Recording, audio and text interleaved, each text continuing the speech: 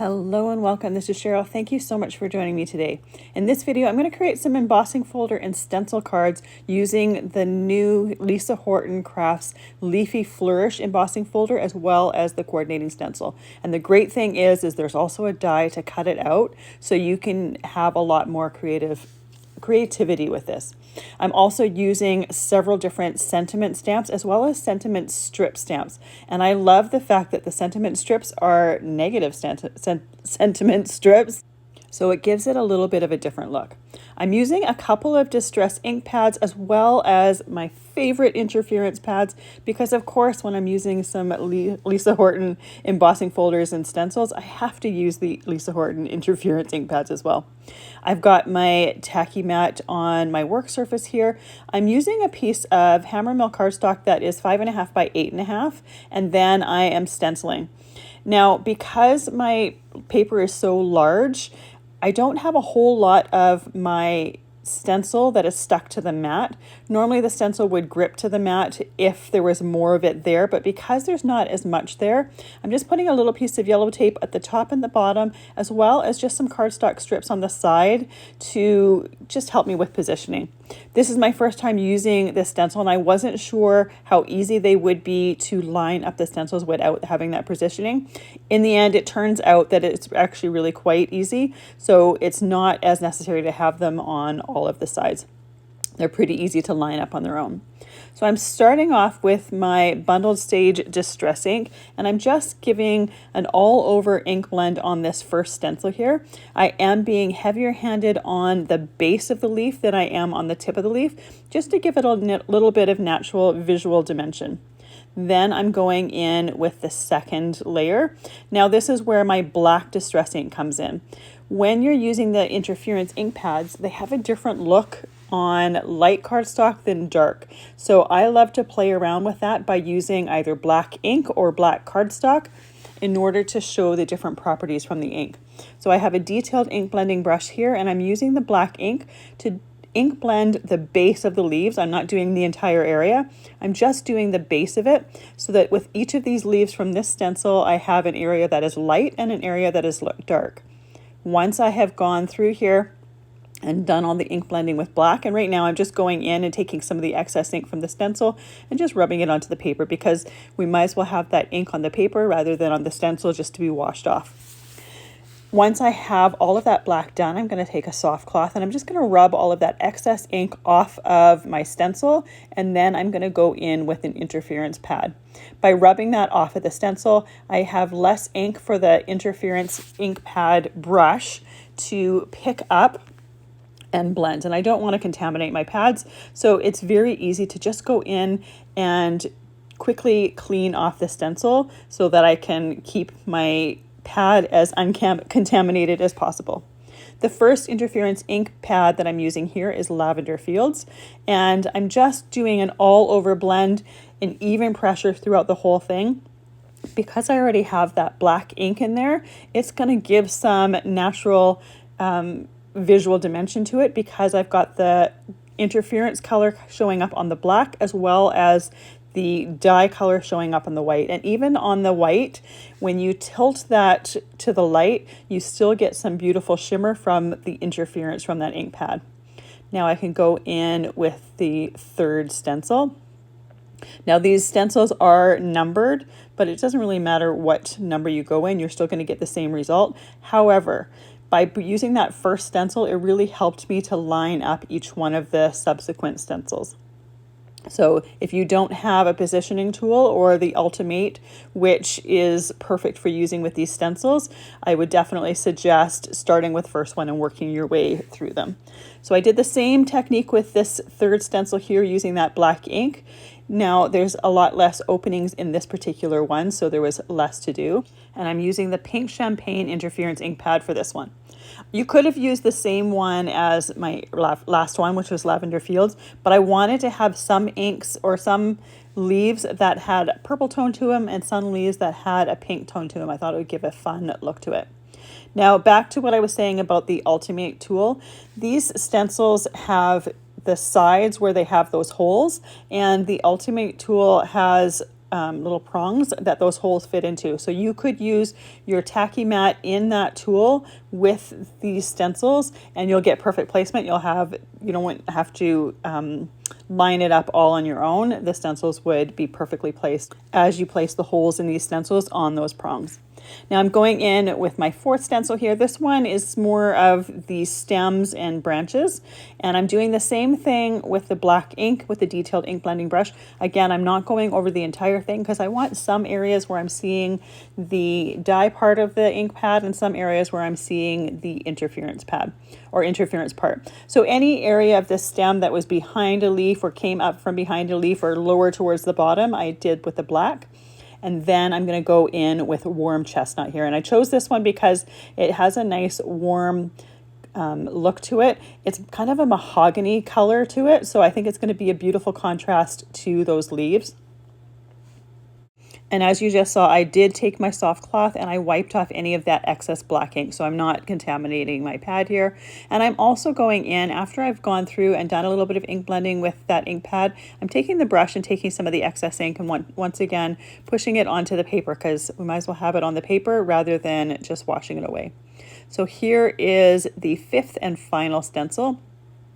You can see how my paper strips on the sides didn't really want to hold too much. I kept banging into them and moving them, but they still were helpful for lining the different things up. Now, my last color here I'm using is Summer Garden. This one is going to show up more green than blue because I'm using, this is more the veins on the leaves. And because those leaves are fairly light, we're seeing more of the green color. But once again, when you tilt it in the light, it is showing some of that blue interference. And I love the combination of regular dye blending inks or just regular blending inks with the interference because it just adds some visual texture to it. And quite often something unexpected for people that aren't familiar with interference ink pads. Now I'm going to create 3 different cards in this video, but I'm doing 2 different stenciled backgrounds and finishing those up before starting to create my cards.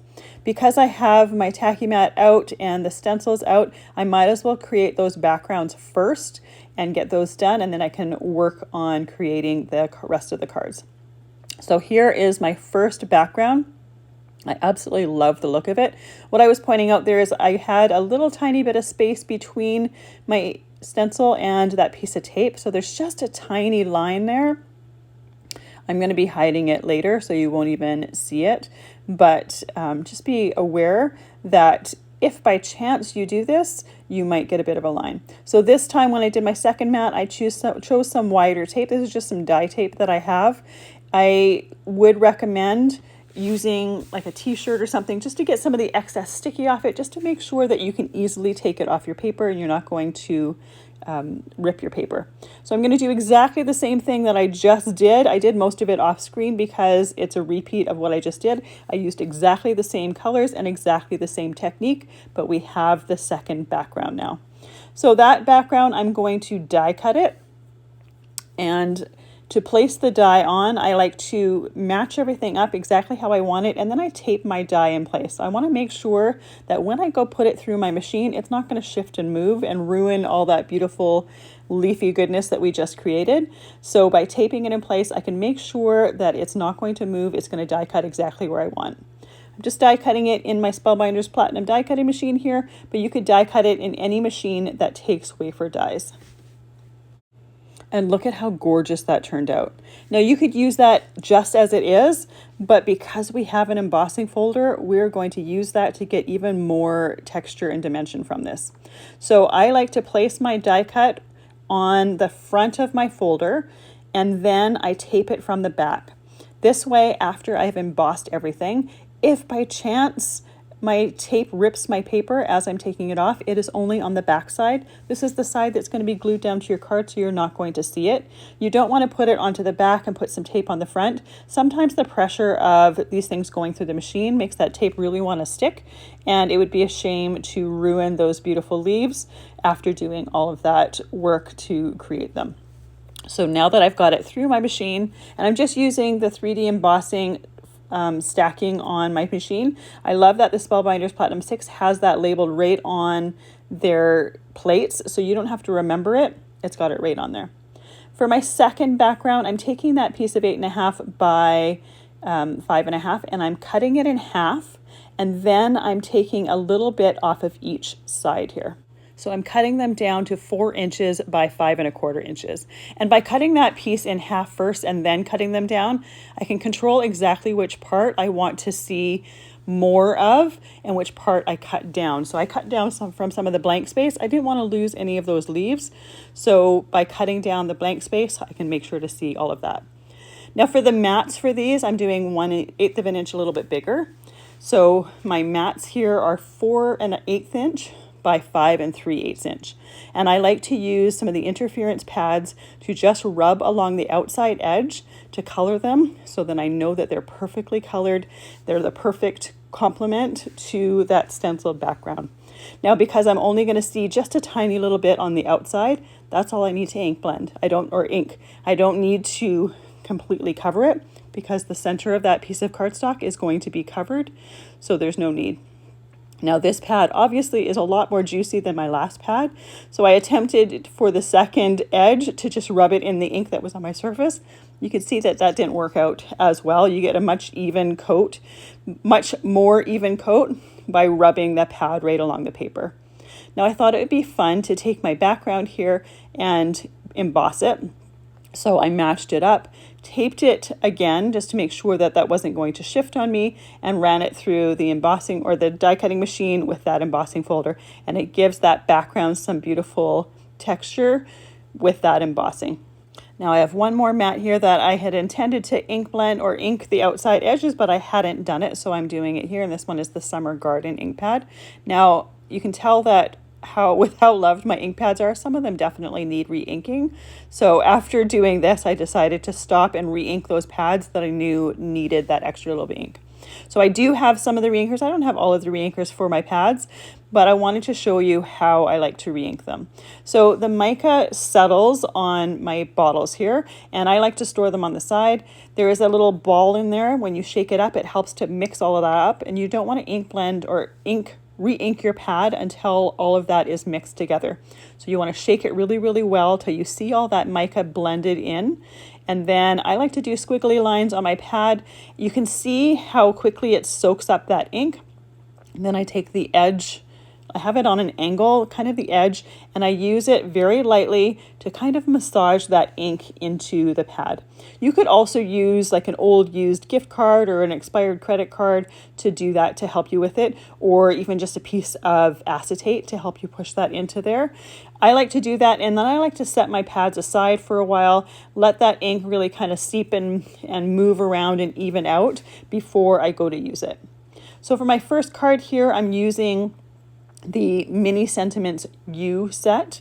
Now these are clear stamps, and one thing I like to do before I use any clear stamps, especially if they're a new set, is I take a white eraser and I rub it along the stamping surface to remove any manufacturing residue, and I do it with the entire set, so then I know myself if I've ever used any stamp in a set, I've already done it to that set. So I love all the different options with this set. I love the big word U and all the options to create different sentiments. I chose to do Miss You on this one. This particular day that I was creating these, it was the 10th anniversary of my brother losing his battle to cancer, so he was heavy on my mind, and this one just struck out to me and I had to do it. So at first I was going to stamp the word you first, but then I was concerned about getting the proper placement for the word miss. So I changed my mind, went with miss to make sure I got the placement I wanted for that, and I inked it with the pink champagne pad, and then I went in with the Summer Garden pad to do the word you.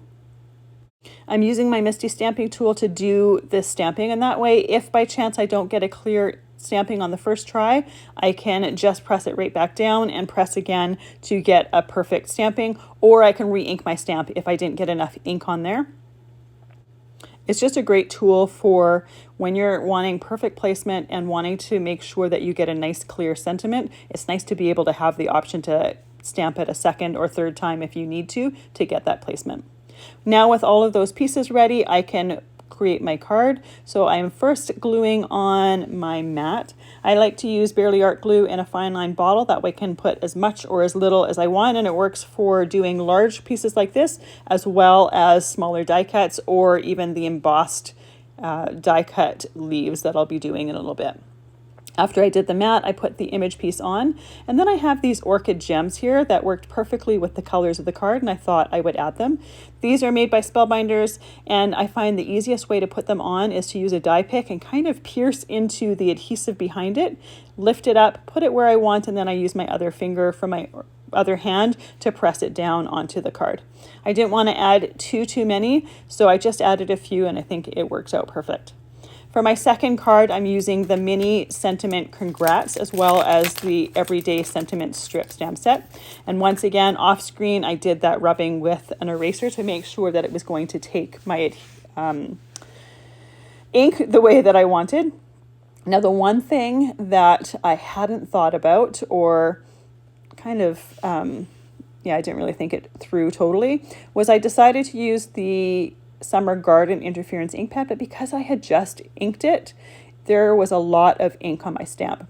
And because this was a negative sentiment strip, meaning that it inks the part on the outside and not just the letters, those little areas with the letters are very, very tiny. So when I went and stamped it, it blended everything together. Basically, I kind of got a rectangle stamp where you could see a few letters. So I'll show you in a little bit how I'm going to fix that, but I'm going to do my congrats word first. I used the warm chestnut for this one. I wanted to make sure that it stood out from those leaves. And I really love the color of this one. This was a perfect color to use in fall cards because it's just got such warmth to it. So I stamped the word congrats, and I didn't do any embossing for this particular card, but I think it would be great for that word congrats to put some clear embossing powder on it. I'm going to do some embossing for my third card, but this one I chose not to do it on that one. So rather than using the Summer Garden Interference pad, I've got a scrap piece of cardstock here, and I'm just using my Bundled Sage. This was the first color that I used with the stenciling, so it's going to work perfectly with it as well. And because it's a different type of pad, the interference pads are foam pads, the distress ink pads are felt pads, so they're a lot more firm. You have a little bit more control over how much ink there is because it's a lot more firm and it doesn't press into your stamp quite as much. So after stamping it, and I did stamp it a couple times to make sure that I had a nice, even, clear sentiment here, I took my trimmer and I trimmed it down. And that way I can go and take this sentiment and put it right over the other one and you wouldn't even know that it was there.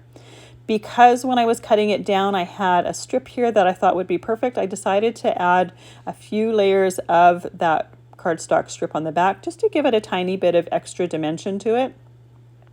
Not totally necessary, but I just thought, why not? Might as well use that cardstock strip. It seemed to be an opportunity that I figured I should take. So I like to glue the sentiment strip down and then take my scissors and trim off the excess. I did 2 layers behind this, and after I glue this to my card, I will add that sentiment strip. So first I'm going to glue the mat to it, and then I'm going to glue my image piece. Now I love to use an acrylic block just to hold everything nice and flat while I'm adding glue to the next piece. That way I'm not spending a lot of time holding things down, and I can just be working on the next thing while something is drying, and make sure that everything glues nice and flat and all the glue has good contact. This glue takes, I don't know, 10 seconds or so to start gripping that paper, so you don't really even need to have it on there very long, but I love how well this does glue. For my third card, I'm using the Mini Sentiments Thanks stamp set as well as the Happiness Vibe or Happy Vibes sentiment strips. And I'm working right on the piece that I'm going to use on the front of my card. Now, right away, I had to redo my first sentiment strip stamping as well. This time it wasn't because of too much ink. It was because after I had adjusted my stamp here, I thought I had it nice and straight, but as soon as I stamped it, I realized it wasn't straight at all. So I just flipped my cardstock over. It doesn't stamp through the cardstock, so you're never gonna know that it was there, and I get a much better result with the second stamping. So the nice thing about the Misty is it has these lines on it. You can use them to adjust your positioning and make sure everything is nice and straight. And I thought I had done that before, but there was just an area on the top that it looked very wonky and it bothered me immediately. So I stamped it a couple times. Again, make sure that I have a nice, even, solid stamping here. And then I'm going to stamp the thanks sentiment. So the sentiment strip was once again done with the bundled sage. The thanks sentiment, I'm doing it with the pink champagne. I absolutely love this vibrant pink. I'm going to stamp it and then I'm going to emboss it with some clear embossing powder. This way I'll see that beautiful pink color, but I'm also going to get just a little bit of extra shine and dimension from that embossing. And it's just another way to step it up just a tiny little bit. It's not 100% necessary. This stamping is beautiful all on its own, but sometimes it's fun to add just a little bit of extra or just something a little bit different. And when you tilt it in the light, you do see a tiny little bit of that interference property from the ink. So it blends in absolutely beautifully. So this is the card that I'm going to use the embossed and die cut. Now this is the card that I'm going to use that embossed and die cut leaf piece, but I always like to kind of almost assemble things without gluing them and just placing things just to make sure that the idea I have in my head is going to work. So I'm gluing my mat here to my card base, and my measurements for all of the cards are exactly the same. My mat is 4 1/8 by 5 3/8, and the image piece in the center for all of them is 4 inches by 5 1/4 inches. I wanted to see the mats around, but I wanted to make sure that I had as much room as possible for those leaves because they are absolutely gorgeous. So when I place my leaves down, I kind of lightly put them on there without gluing first, and then I use my fingers to kind of visually remind me where not to put glue so that I know where the outlines of the cards are. If I get a little bit of glue outside of that, it's totally fine. It's just going to be on my surface. It'll clean off really easily, but I don't want it so much of it that it totally glues to my surface and I rip things up when I'm lifting them up. I also want to be able to use some of these extra pieces here. So by not putting glue on them, I can just make my life a little bit easier. So once again, after that first one had sat and dried for a few seconds, I went and cut off that excess, and then I laid it where I thought I was going to put it just to make sure it was going to look how I was hoping, and glued that piece down, cut off the excess, and then I have just a tiny little piece left here that I'm going to put on the bottom left part of the card. All of these pieces these extra pieces that I'm putting on would be tossed anyways because there's not really a whole lot left for a card on its own. So I decided to put it on the front of the card, but you could also take these pieces and put them on the inside of the card for a little bit of continuity as well, and that would look gorgeous. In the end, once we've got this front done, there's not anything left to put on the inside. But just another idea, if you thought this was a little bit too much for the front, you could take those pieces, add them to the inside, and it would look gorgeous. So these are the final cards. They all have the same colors for the stenciling of the leaves themselves, but they look absolutely gorgeous. I had a tiny fine line there that you probably can't even see on camera, but I just wanted to take a moment to show you how to fix it. Tombow has a sand eraser, and you can put that on or rub that against the fine ink lines, and that will help to remove them. Thank you so much for joining me today. I really appreciate you being here. I hope you have a fantastic day.